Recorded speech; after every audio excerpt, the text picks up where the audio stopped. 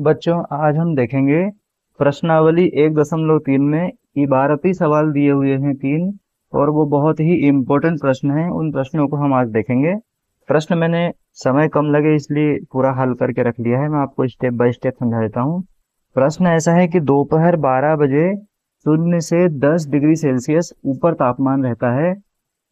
यदि यह आधी रात तक 2 डिग्री सेल्सियस प्रति घंटे की दर से कम होता है तो किस समय तापमान 0 से 8 डिग्री सेल्सियस नीचे होगा, और आधी रात को तापमान कितना होगा।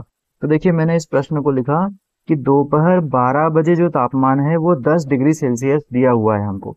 अब हम इसको क्या करेंगे, प्रत्येक एक एक घंटे का समय लिखेंगे और 2-2 डिग्री सेल्सियस तापमान को कम करते जाएंगे। तो 12 बजे के बाद में दोपहर 1 बजे हुई, तापमान 10 से 2 कम हो गया, 8 हो गया। फिर 1 के बाद 2 बजे और 2 कम हो गया। फिर 3 बजे और 2 कम हो गया। 4 बजे और 2 कम हो गया। 5 बजे एकदम 0 हो गया। 6 बजे आए तो और 2 कम हुआ, -2 हो गया। 7 बजे आए तो -4 हो गया।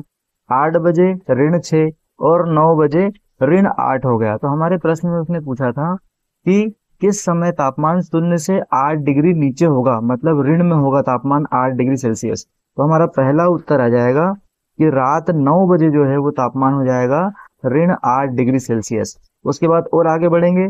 10 बजे -10 डिग्री सेल्सियस, 11 बजे -12 डिग्री सेल्सियस, और आधी रात को 12 बजे जो है वो तापमान हो जाएगा -14 डिग्री सेल्सियस। इस प्रकार हमारे दोनों उत्तर मिल जाएंगे कि 0 से 8 डिग्री सेल्सियस नीचे जो तापमान है वो रात 9 बजे होगा, और आधी रात को जो तापमान होगा वो होगा -14 डिग्री सेल्सियस। तो हम लिख देंगे उत्तर में कि रात 9 बजे तापमान 0 से 8 डिग्री सेल्सियस नीचे होगा, तथा आधी रात को तापमान जो है वो -14 डिग्री सेल्सियस होगा। इस प्रकार से हमारा ये प्रश्न हो जाएगा। मोस्ट इंपोर्टेंट प्रश्न है।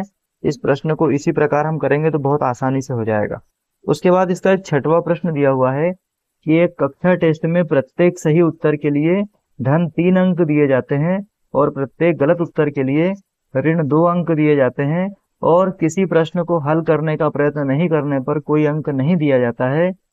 अब इसमें दो लड़कियों के नाम दिए हैं। एक राधिका है। राधिका ने 20 अंक प्राप्त किए। यदि उसके 12 उत्तर सही पाए जाते हैं तो उसने कितने प्रश्नों का उत्तर गलत दिया है, पहले इसको देख लेते हैं। तो हम देखते हैं कि एक सही उत्तर देने पर 3 अंक मिलते हैं, +3, और एक गलत उत्तर देने पर हमको -2 अंक मिलते हैं। देखते हैं राधिका के केस में क्या हुआ। राधिका ने कुल 12 प्रश्नों के उत्तर सही दिए, तो हम लिखेंगे 12 प्रश्न गुणा एक सही उत्तर के लिए 3 अंक। तो हम 3 का गुणा करेंगे और 12 का 3 में गुणा करने से आएगा 36 अंक। तो उसे कुल 36 अंक प्राप्त होना था, लेकिन प्रश्न में दिया हुआ है कि राधिका को मात्र 20 अंक प्राप्त हुए। तो हम देखेंगे कि उसके अंक कट कितने गए। तो हमने देखा अंक कट गए कितने, 36 मिलना था लेकिन मिले 20। इस प्रकार उसके 16 अंक कम हो गए। तो हम देखेंगे कि 16 अंक अगर कट गए हैं, अर्थात एक गलत प्रश्न के लिए 2 अंक मिलते हैं, तो 16 अंक अगर है तो हम 16 में 2 का भाग दे देंगे। तो हमारे पास 2 के पहाड़े को हम पढ़ेंगे 16 आ जाए। इस प्रकार 8 बार पढ़ने पर प्रश्न 8 बार जो है वो 16 आ जाएगा। 8 बार 2 का पहाड़ा पढ़ने 16 आ जाएगा। तो हम देखेंगे कि वो गलत प्रश्नों की संख्या जो है वो 8 है। 8 प्रश्न उसने गलत कर दिए तो 8 दूनी 16 नंबर उसके कट गए, और 12 प्रश्न उसने सही करे तो 12 तिया 36 नंबर उसके आना था, लेकिन 16 नंबर कट जाने के कारण उसको 20 अंक मिले। इस प्रकार पहले प्रश्न का हल हो जाएगा। फिर एक मोहिनी नाम की लड़की के बारे में बताया है कि इसके -5 अंक प्राप्त होते हैं, लेकिन 7 प्रश्नों का उत्तर सही था। तो हमको बताना है कि गलत प्रश्न कितने कर दिए। तो हम देखेंगे कि मोहिनी ने कुल 7 प्रश्न सही किए। तो हम देखेंगे 7 गुणा एक सही के लिए 3 अंक मिलते हैं, तो हम 3 का इसमें गुणा कर देंगे। 7 तिया होता है 21। तो उसको कुल 21 अंक प्राप्त होना था, लेकिन कुल अंक उसको जो प्राप्त हुए वो -5 हुए हैं। मतलब कितने सारे प्रश्न गलत करे होंगे उसका हम देखेंगे। नंबर कट गए, कितने नंबर कटे, 21 तो उसको मिले थे। अब 21 में से हम देख रहे हैं कि -5 माइनस करेंगे, तो हम देखेंगे 21 में से -5 तो हो जाएगा -5, तो 21 और 5 हो जाएगा 26। तो हम देखेंगे कि 26 अंक उसके कट गए। तो गलत हुए प्रश्न कितने हो गए, 26 में हम देंगे 2 का भाग तो हो जाएगा 13। तो उसने 13 प्रश्न कर दिए गलत।